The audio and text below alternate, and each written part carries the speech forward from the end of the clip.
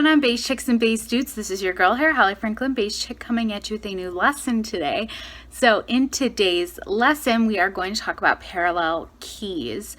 So parallel keys are very, very simple, and it is just taking two scales, so a major and a minor scale, with different key signatures, but the same tonic or root note. So examples would be C major and C minor. The C major, no sharps, no flats, but the same tonic note and octave. And then C minor, we have three flats, but the same tonic note and the same octave.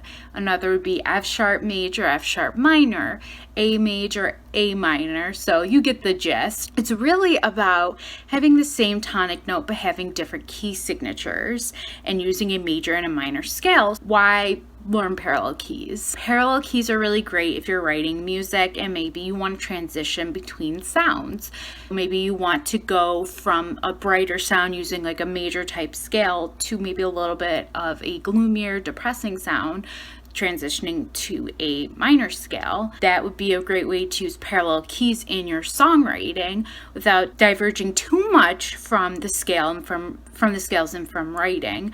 Do a transition from a minor key, and you do that for a few measures, and it's noticeable that you are going to a major key and it's the parallel to the minor key, then that would be considered parallel keys. Please join me at the whiteboard, and I hope this helps. All right, so now I'm going to demonstrate to you on the whiteboard the parallel keys. So we're going to start with C major, and the parallel to that is going to obviously be C minor. And we can see here as we are writing out the C major scale that we are going to have no sharps and no flats in it.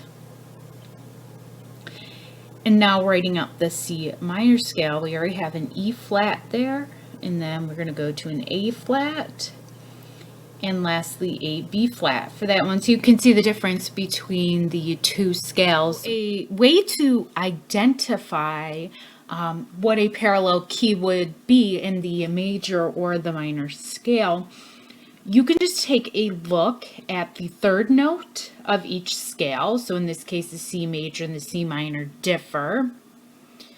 And then you would look at the sixth note, which in this case, the A and the A flat, and then the seventh notes, which is the B and the B flats. So the 3, 6, and 7th steps are what you would look to in terms of differences between the major and minor scales, showing their parallels to each other.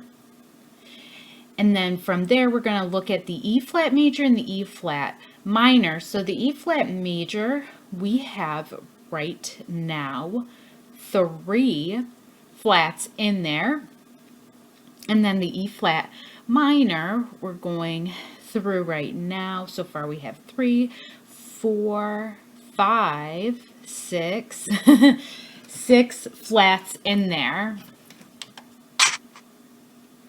And then it's the same deal again. We look at the third and they're different. And then we look at the 6 steps and those are different. And then the 7th steps or notes, and those are different between the two scales. So this is just 2 examples to show you what this looks like between the two scales, and easy to identify if you're unsure of what the parallel is between a major and a minor key.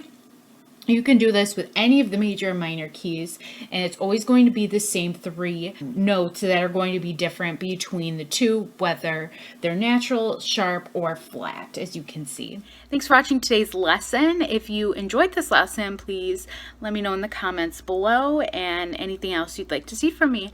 I hope to see you guys again soon. Bye!